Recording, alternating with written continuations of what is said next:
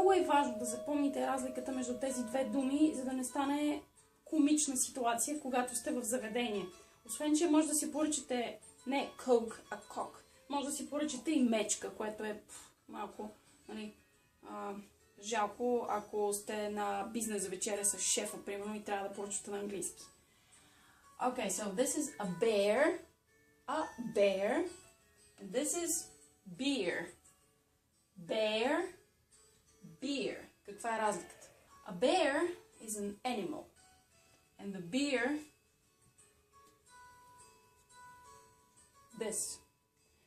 Това е някаква бира, която си купих, сега няма да изпадам в реклами, но можете да видите ето тук надписа beer. Beer. И се чете и това нещо. Много е важно да запомните. Okay, so let's do it one more time. A bear. Cats. What was that? Jesus.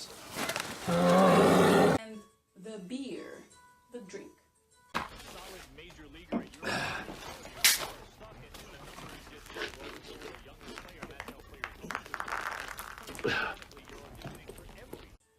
Надявам се това видео да ви е било полезно. Приятен ден и не забравяйте да си поръчате бира в заведението, а не мечка.